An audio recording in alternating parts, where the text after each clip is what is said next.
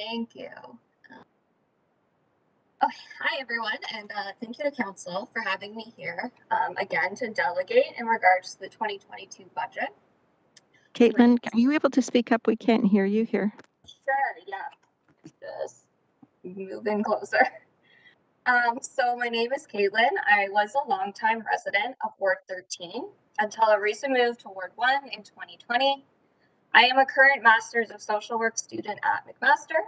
I also work in research for a housing and homeless agency in Toronto, as well as work part-time at one of our shelters here in Hamilton, which I've been at for just over 2 years. I'm here today to speak, like many others, about housing and homelessness in our city. However, I'm coming from the perspective of someone who works in this field and with our community.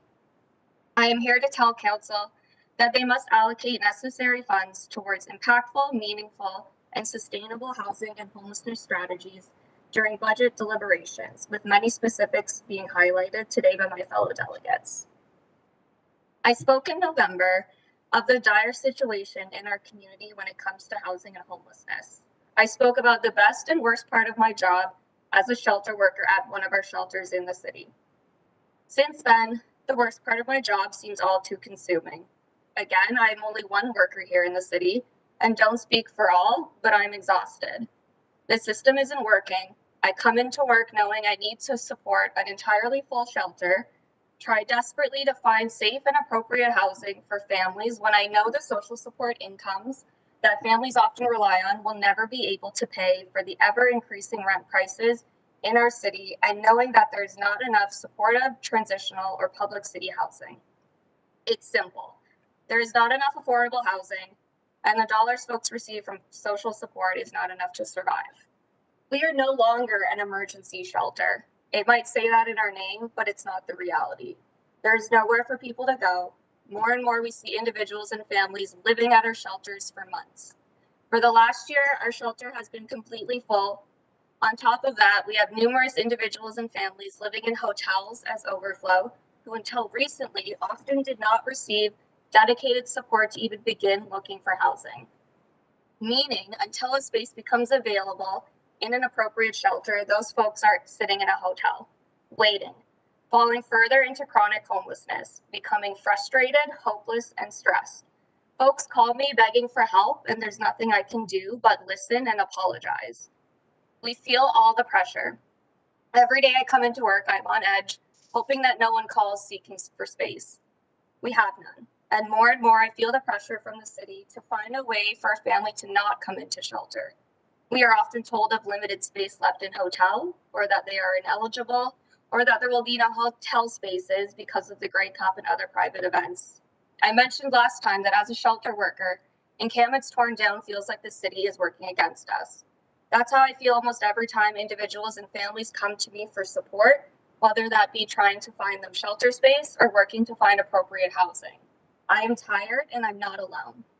From my view, most shelters are just trying to survive. We are constantly short-staffed, working doubles, working unfamiliar roles, spending hours on the phone trying to divert folks from shelter, dealing with crises, add in the ongoing pressures of the pandemic, and ultimately the ones that suffer from this are our city's most vulnerable. We can't keep doing what we're doing. Something needs to change. This isn't sustainable. We need this 2022 budget to have meaningful action for those who are experiencing or at risk of homelessness. We need both immediate and long-term solutions. We absolutely need more shelter space, but that can't be the solution. For every family and individual I house, there is another becoming homeless. I see newcomers to the city come with nothing. I see illegal evictions. I see vulnerable people being manipulated into signing eviction notices. I see domestic violence and relationship breakdowns, and I see families who need support not get it and return to shelter. We need to work together to stop the chaos of the system. We need to work together to ensure that our shelter and programs can best support our vulnerable community members, especially as we recover from the pandemic. I don't have all the answers, but I do know we need to work together to do something.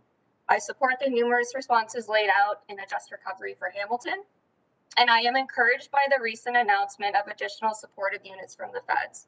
We need more of this. Let's build on the momentum, advocate for more, do more, and work together to support our community.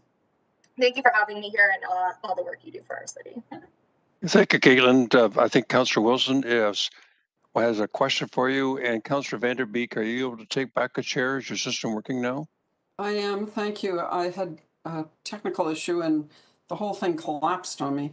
So I thank you for taking over. And Caitlin, I don't have the chat because I just came freshly into the meeting, but I understand Councillor Wilson has a question for you. So I'll turn the chair over to Chair's back to you. The floor over to Councillor Wilson.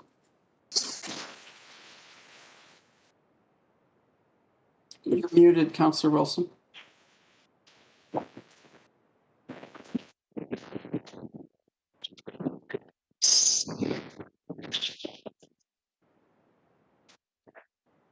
You're still muted, Councillor Wilson.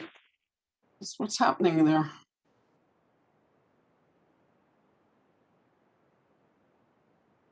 Counselor, if it doesn't work, perhaps maybe unplug it from your computer and just speak through the computer.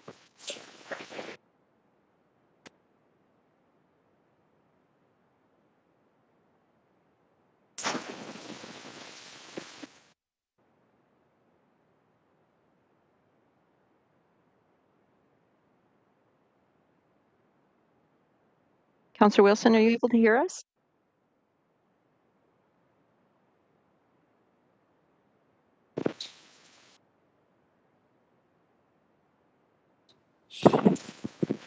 Shall I move on, Councillor Wilson? Okay.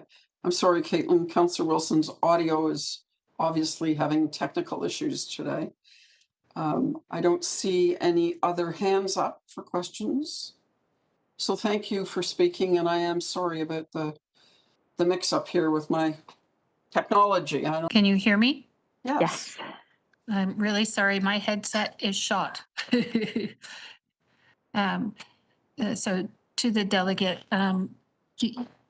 you referenced in your comments about families in shelters. And I was wondering if I could ask you to describe the experience of a child having to live in that environment. What does their day look like? How do they get access to space and public space and food and fresh air? Thank you. Caitlin?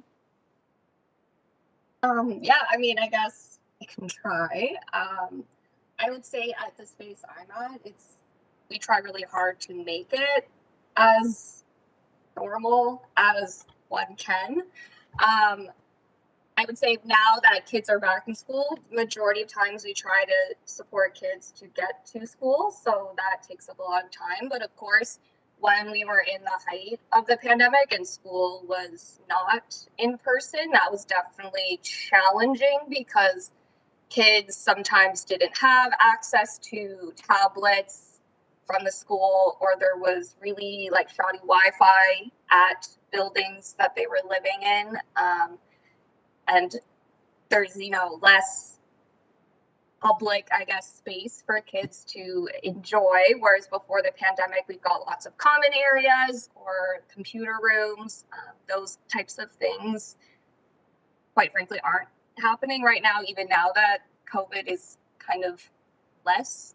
So I would say those things are challenging. And then again, with us in terms of food, there's some supports given for groceries, but it's not what you would be the same if you were in your own home. Absolutely. A different kind of childhood for sure. Councillor? That's it? Okay.